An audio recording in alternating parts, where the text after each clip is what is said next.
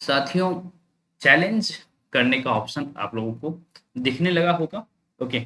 और मैंने आपको कहा था कि दो प्रश्नों को आप चैलेंज कर सकते हैं। इस प्रश्न को 17 जो अष्टछाप से संबंधित है और 25 जो रहन से संबंधित है। ओके। अष्टछाप वाले जो प्रश्न है उसमें जो है उत्तर इसको माना गया है। अष्टछाप के सभी कवि ब्राह्मण थे, उत्तर इसको मान लिया गया है। ठीक है। लेकिन आप में से कई सारे साथी ये भी लगा के आए अष्टछाप के सभी कवि ब्रज निवासी थे। ओके, क्योंकि आप लोगों को याद था कि भाई ये अलग अलग लोकेशन के लोग थे, तो आपने ये भी लगाया था। ठीक है। तो ऑब्वियस सी बात है, आयोग को या तो मतलब दोनों मान लेना चाहिए था या कुछ बताना चाहिए था कि मैं इस पर सबको नंबर दूंगा। ओके। तो इसमें एक दिक्कत है। भाई शुक्ल जी के यहाँ तो मैंने आपको रेफरेंस दिखा ही दिया था, शुक्ल जी की पुस्तक के रेफरेंस तो दिखा ही दिया था। एक और रेफरेंस भेजा हूं मैं। ओके। लेकिन उसके साथ दिक्कत है कि वो पुस्तक बहुत पुरानी है। ओके। और उसमें आईएसबीएन नंबर या टीवी नंबर है ही नहीं। ओके, पुरानी पुस्तक है। तो जिसमें मैं आपको अष्टछाप परिचय नाम से किताब है, जिसमें सारे कवियों का जन्म स्थान या जहाँ के निवासी थे वो दिया गया है। ओके। और आपके लिए मैं ऐसा नहीं कि सिर्फ इस किताब पर डिपेंडेंट था, ऐसी बात नहीं है। जब से मुझे पता चला कि दो रेफरेंस चाहिए, तो मैं बच्चन सिंह, रामस्वरूप चतुर्वेदी, गणपति चंद्रगुप्त सभी किताबें ढूंढ लिया। ओके। लेकिन कहीं इस तरह से नहीं दिया हुआ जिस तरह से शुक्ल जी ने लोकेशन की बातचीत की है।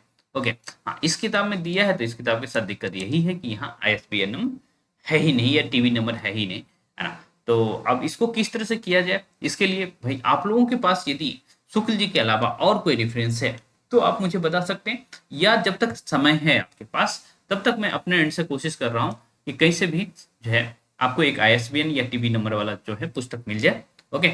जिससे कि भाई आप इस पुस्तक को भी, इस क्वेश्चन को भी चैलेंज कर सकें। तो शुक्ल जी के अलावा यदि आपके पास कुछ है तो आप साहित्य सहचर टेलीग्राम ग्रुप पर आइए और वो भेज दीजिए, जिससे कि अन्य साथी भी वो कर सकते हैं, नहीं तो फिर चैलेंज कर सकते हैं। ओके। नहीं तो फिर अपने एंड से तो मैं जब तक आपके पास डेट है तब तक खोजने का कोशिश जरूर करूंगा, है ना। आपको गाइड ऐसा ना हो कि किसी गाइड पुस्तक से दे दीजिएगा रेफरेंस, ऐसा मत करिएगा।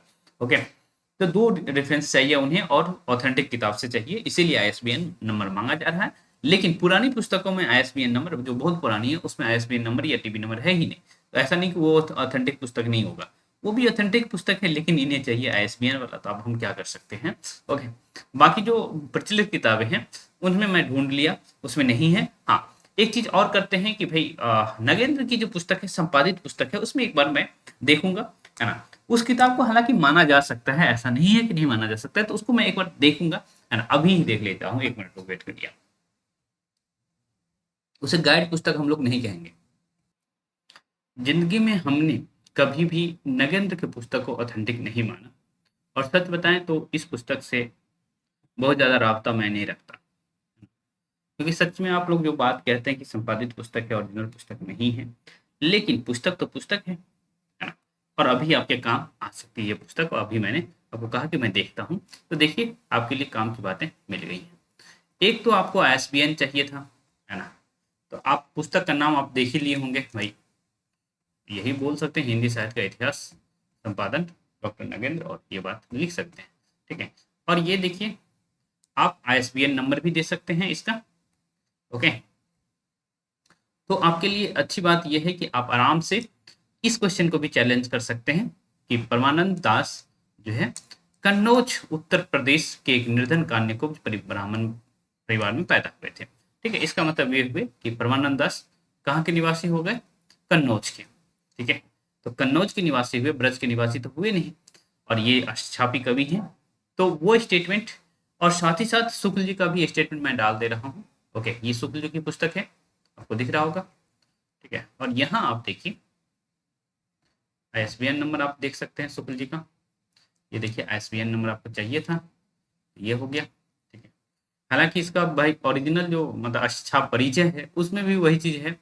ओके, लेकिन उसमें आईएसबीएन नंबर नहीं है, पर यहाँ आईएसबीएन नंबर है। तो कन्नौज यहाँ भी देख रहे हैं परमानंद दास, तो आप आराम से जहाँ आपको लिखना होगा वहां लिखिएगा कि परमानंद दास जो है जो है अष्टछाप के कवि हैं, लेकिन इनका निवास कन्नौज है, ऐसा शुक्ल जी की पुस्तक में भी आप देख पा रहे हैं, और साथ ही साथ नगेंद्र द्वारा संपादित पुस्तक में भी देख पा रहे हैं।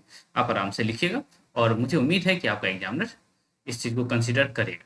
ठीक है, तो इस तरह से 17वां नंबर का जो क्वेश्चन है उसको आप चैलेंज कर सकते हैं। ठीक है, तो ये हो गया आपका, और ये दोनों डिफरेंस मैं टेलीग्राम पर आपको प्रोवाइड करा दूंगा एज ए पीडीएफ। ओके, उसके बाद आपको यदि जेपीजी करना होगा, अपलोड जो देख करना होगा आप देख लीजिएगा, स्क्रीनशॉट लेके कर लीजिएगा। ओके, ये हो गया। अब देखिए भाई इसको कैसे करना है, ये वाला क्वेश्चन कैसे करना है। और जो आप लोग पीजीटी एग्जाम के बाद रिव्यू दिए ना, हमें आप लोगों के लिए काम करने में काफ़ी अच्छा लग रहा है। ओके, जैसा आप लोगों का रिव्यू है क्लास का, खास करके जिस तरह से आपने मुझे पसंद किया उसके लिए भाई बहुत शुक्रिया भी बोलूँगा मैं, यानी कि इतने कम समय के लिए आप लोग हमसे जुड़े, लेकिन इतना धन्य कर दिए कि मैं क्या बताऊँ। जो आपकी बातें हैं, कई बार मुझे ये सब देखने के लिए मजबूर करना पड़ता है, मजबूर होना पड़ता है कि एक बार कई बार देखें। जो इस तरह से आप लोगों का आया है रिव्यू, ओके, आप भी देख सकते हैं। और इसी खुशी में हमने क्या किया है आप लोगों के लिए नेट जेआरएफ, डब्ल्यूबीएससेट और जेईटी का बैच लॉन्च कर दिया है, तो आप चाहें तो उसमें इनरोल कर सकते हैं। ओके, और जैसा आपने रिव्यू दिया है उस पर जेट नेट और सेट के क्लास में भी खड़े उतरने का कोशिश करूंगा, और करूंगा कि बेहतर उससे जो है वो कर होने का कोशिश करूंगा। ठीक है, तो उम्मीद है कि आप जुड़ना चाहेंगे तो जुड़ जाइएगा। ओके, साहित्य सहचर ऐप डाउनलोड करके ही जुड़ सकते हैं। तो चलिए हम नेक्स्ट प्रश्न की तरफ चलते हैं कि भाई उसको कैसे चैलेंज किया जाए। प्रश्न जो है वो रहीम वाला प्रश्न है, आपको पता है। ओके, तो रहीम वाले प्रश्न को हम लोग किस तरह से चैलेंज कर सकते हैं, तो हम चाहते हैं कि भाई इस जो आप लोग सी मारे होंगे और आपका गलत हुआ होगा तब आप चैलेंज करें। ये रिश्ते में अकबर के भाई थे। ओके, तो वास्तव में अकबर के भाई होते तो इसका मतलब क्या हुआ, ये इन दोनों के पिताजी सेम होते हैं, या फिर इन दोनों के पिताजी का कोई रिलेशन होता। ठीक, लेकिन हमें भाई ऑब्वियसली बात, भाई का मतलब तो यही समझ आता है कि दोनों के पिताजी सेम हो तो ही तो भाई होंगे। ओके, हालांकि और आप रिलेशन में निकालें तो भाई मसोरा भाई, चचेरा भाई, ममेरा भाई, वो सब तो होता है, मसला अलग है। ओके, लेकिन पिता सेम होना चाहिए। तो आप देखिए ये रेफरेंस देखिए आप, ये रेफरेंस में रामचंद्र शुक्ल से और एनसीईआरटी से उठाया गया है। तो आचार्य रामचंद्र शुक्ल के इतिहास का पहले तो आईएसबीएन नंबर आपके पास है। ठीक है, तो वो देख लीजिएगा। और ये देखिए अब्दुल रहीम खान खाना अकबर बादशाह के अभिभावक, तो अकबर बादशाह के पिता नहीं अभिभावक, है ना, बैरम खां के पुत्र थे। इसका मतलब बैरम खां के पुत्र अब्दुल रहीम खान खाना थे, न कि अकबर थे। ये बात आपको पता चल गया, यहाँ से पता चल रहा है कि भाई इन दोनों के पिता अलग अलग थे। ओके, वैसे भी पता है कि अकबर के पिताजी का नाम हुमायूं है। ओके, वो तो इतिहास में देते। ये एनसीईआरटी क्लास कितने का है, 7th का है। ओके, जब क्लास 7th का है, और इसी बीच में अपने थोड़ा रैक वैक की सफाई कर रहा था तो ये एनसीईआरटी मिला, तो मैंने देखा कि भाई यहाँ तो आपके काम की पुस्तक है, काम की बातें हैं, तो मैं वहाँ से उठा लिया। ओके, तो आईएसबीएन नंबर आपको पता है कि भाई चाहिए, तो ये आप आईएसबीएन नोट कर लीजिएगा 8174507558। ओके, ये डालना होगा आपको, देख लीजिएगा कैसे डालना है। ओके, तो उसमें एक चैप्टर है मुगल सम्राट को लेकर के, और हुमायूं के जस्ट बाद आप देख रहे हैं कि भाई अकबर की बातचीत हो रही है। यहाँ देखिए 13 वर्ष की अल्पावस्था में अकबर सम्राट बना। उनके शासनकाल को 3 अवधियों में विभाजित किया जा सकता है। तो ये देखिए 56 से 70 के मध्य अकबर अपने संरक्षक बैरम खां, है ना, तो ये संरक्षक थे बैरम खां, है ना। तो दो बात है, वहां बैरम खां के पुत्र अकबर ये रहीम है, और यहाँ जो है संरक्षक है, किसके, पिता नहीं है, संरक्षक है। ठीक है, अकबर के। तो ऑब्वियस सी बात है पिता होते तो ना भाई होता। तो आप यदि भाई लगा करके आए हैं तो इन दोनों रेफरेंस के आधार पर बातचीत कर सकते हैं। ओके, तो आप चैलेंज करिए, देखा जाएगा, यदि आप मान लिया जाएगा तो अच्छी बात है भाई, आपका मार्क्स बढ़ जाएगा। ठीक है, तो हम इन दोनों क्वेश्चन को किस तरह, हाँ ये दोनों पीडीएफ मैं टेलीग्राम पर भेज दूंगा, ऑब्वियसली मैं भेज दूंगा। ठीक है, और इस दोनों के आधार पर आप कर लीजिएगा। ओके, टेलीग्राम मतलब साहित्य सहचर जो टेलीग्राम है उस पर मैं भेज दूंगा आप सभी को, तो वहाँ देख लीजिएगा। ठीक है, बाकी नेट जेआरएफ का बैच ज्वाइन करना चाहते हैं, जेट सेट का ज्वाइन करना चाहते हैं तो ज्वाइन कर सकते हैं। और दोनों पेपर मैं पढ़ाऊंगा, फर्स्ट पेपर और सेकंड पेपर दोनों मैं ही पढ़ाऊंगा। ओके, विश्वास के साथ जुड़ेंगे तो विश्वास के साथ कुछ ना कुछ जरूर अच्छा मिलेगा। ठीक है, तो मिलते रहेंगे हम लोग।